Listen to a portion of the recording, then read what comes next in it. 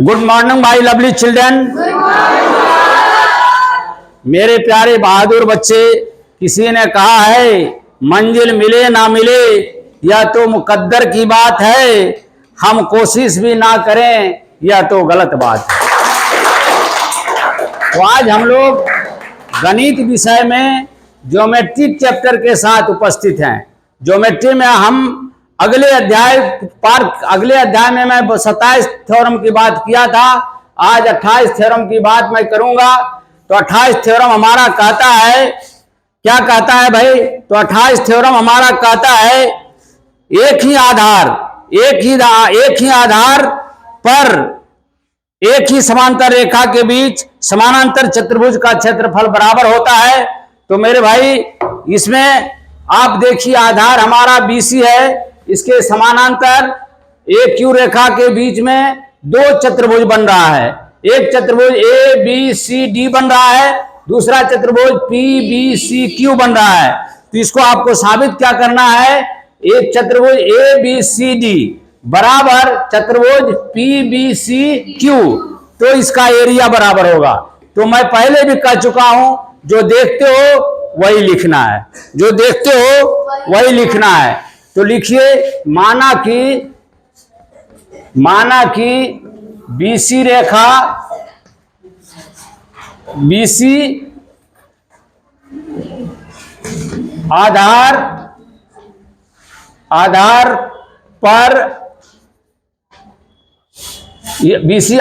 पर तथा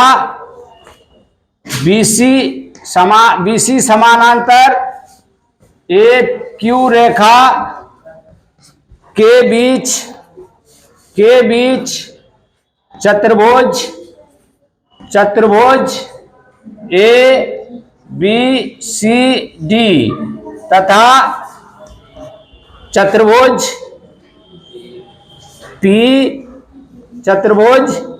PBCQ बन रहा है। इसीलिए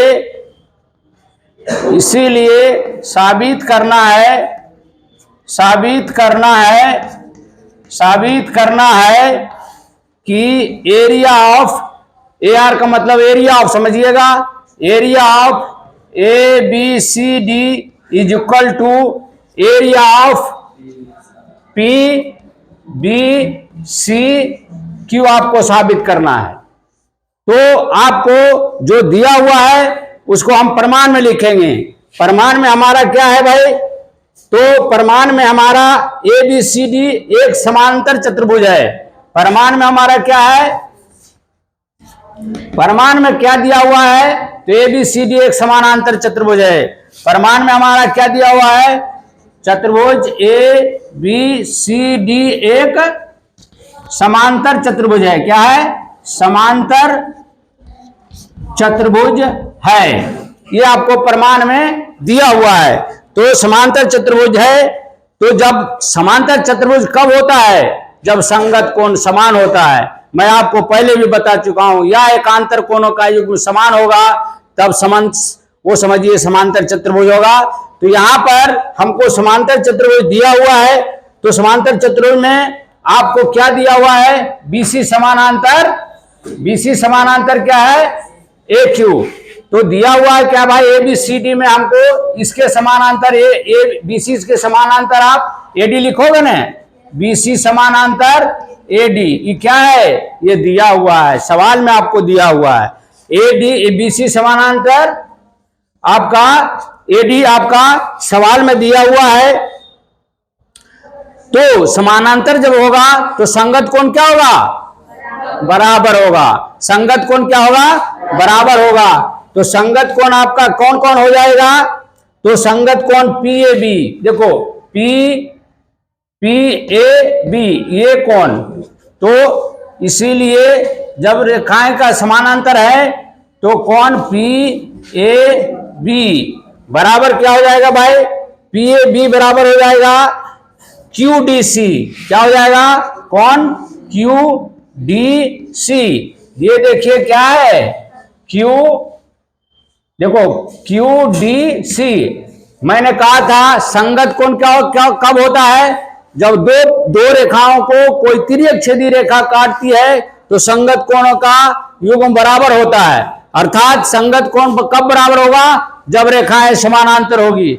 यहां एक कोण छोड़ करके दूसरा कोण संगत कोण है। क्या है?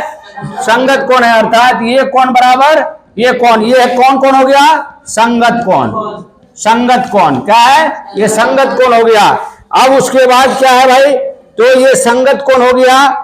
अब आप देखिए यहां पर, ये तो आपको हमको मालूम हो गया कि ये समानांतर जो हमको दिया गया है उसी के अनुसार मैंने लिख दिया। अब यहां पर हमको, यहां पर चूंकि एक त्रिभुज यहां नजर आता है, दूसरा त्रिभुज यहां नजर आता है, तो मेरे दोस्त इसको क्या करना है? इसको सर्वांगसम करना है। क्या करना है? सर्वांगसम करना है। तो लिखेंगे अब लिखेंगे त्रिभुज, देखो ए बी पी, त्रिभुज लिखेंगे ए बी पी तथा त्रिभुज यहां एगो बन रहा है क्यू डी सी। त्रिभुज क्यू डी सी में आप देखिए क्या है? तो क्यू डी सी में आपको देखना है क्या है भाई? तो यहां पर का कोण और यहां पर का कोण बराबर है ना? बराबर। इस त्रिभुज का ये कोण और इस त्रिभुज का ये कोण बराबर है। तो मैं क्या लिखूंगा? लिखेंगे कोण, क्या लिखोगे? पी, कोण पी ए बी बराबर क्या लिखोगे? कौन लिखोगे? कौन? Q D C. ये क्या है भाई? ये संगत कोण आपको पहले दिया हुआ है, तो यहां लिख देंगे क्या है भाई? ये संगत कोण है। क्या है?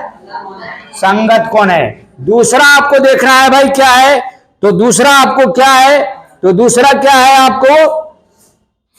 हाँ, दूसरा आपका क्या है? A P B. देखो भाई ए पी बी, ये कौन ए पी बी बराबर डी क्यू सी, बराबर डी क्यू सी। मेरे दोस्त ये भी संगत कोण है। ये भी क्या है? संगत कोण है। अर्थात मैं लिखूंगा, क्या लिखोगे आप? लिखोगे पी पी बी, कौन पी बी, सॉरी कौन लिखोगे? क्या लिखोगे? ए पी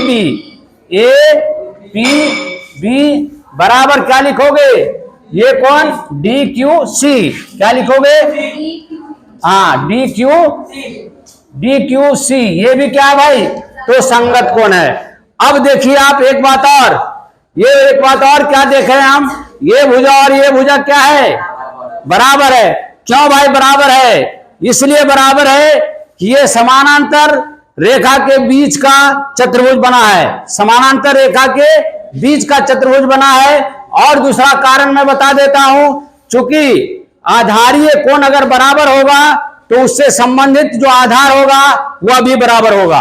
तो भुजा यहां क्या है? इसका भुजा आधारीय कोण ये बराबर ये दिया हुआ है और ये बराबर ये दिया हुआ है, तो इसका मतलब ए बी बराबर सी डी। ये आधारीय भुजा भी बराबर होते हैं। क्या होते हैं? आधारीय भुजा है।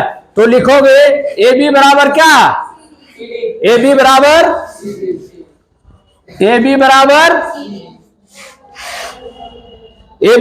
सी डी। क्या लिखोगे? C D. अब मेरे भाइयों तुम इसको देखो, यहां पर क्या बन रहा है? यहां बन रहा है अभिगृहित ए से, अर्थात अभिगृहित ए हमारा कहता है यदि और केवल यदि एक त्रिभुज का दो कोण और एक भुजा तदन रूपी दूसरे त्रिभुज का दो कोण और एक भुजा बराबर होगा तो वो दोनों त्रिभुज क्या होगा? सर्वांग सम होगा। सर्वांग सम होगा।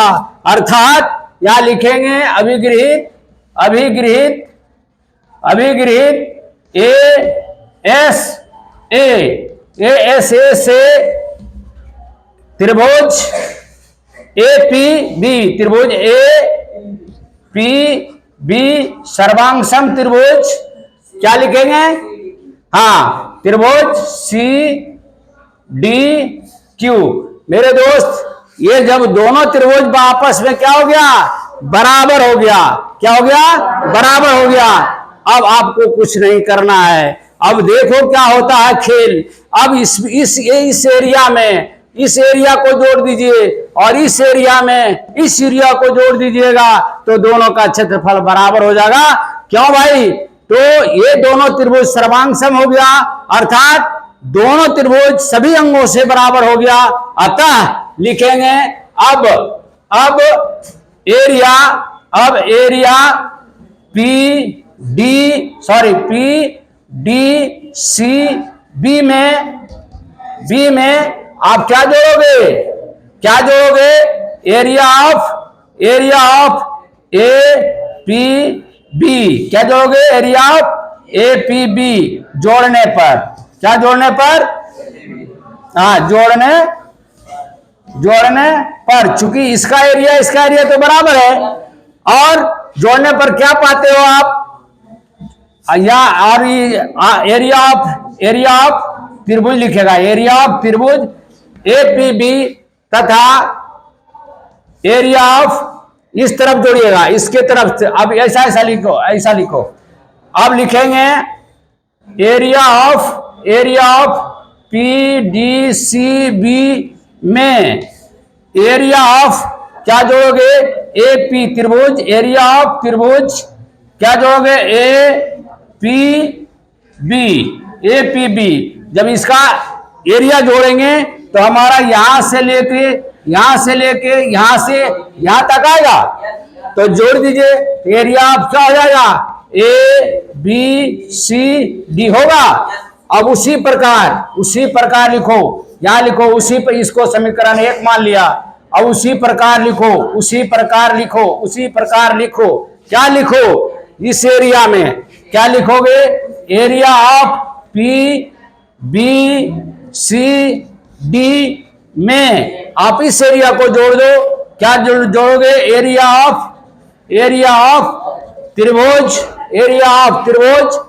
डी सी क्यू जोड़ने पर क्या देते हो? जोड़ने पर ये आप जोड़ोगे तो क्या बन जाएगा? P B C Q. तो एरिया बन जाएगा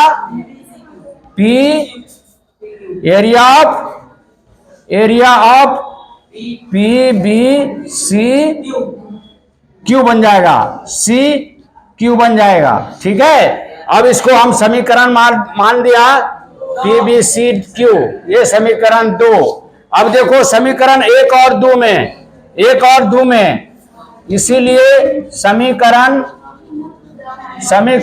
1 एवं 2 से तो क्या पाते हो? दोनों का एरिया तो बराबर है, तो इसको हम क्या करेंगे? हटा देंगे, तो बचेगा क्या हमारा? तो बचेगा हमारा area of A B C D बराबर area of P B C Q, area of P B C Q. तो प्रूव्ड। तो मेरे दोस्त, आप लोगों को मैं समझता हूं कि सारे लोगों को ये थ्योरम समझ में आ गया होगा। किसी को किसी प्रकार का किंतु परंतु मैं समझता हूं कि नहीं रहा होगा। अगर रहा भी होगा तो you are may be ask any type of question about this theorem, you are eligible for any type of problem you ask to me about the theorem of 28। इसी शब्दों के साथ मैं अपनी वाणी को विराम देता हूं। जय हिंद, जय भारत।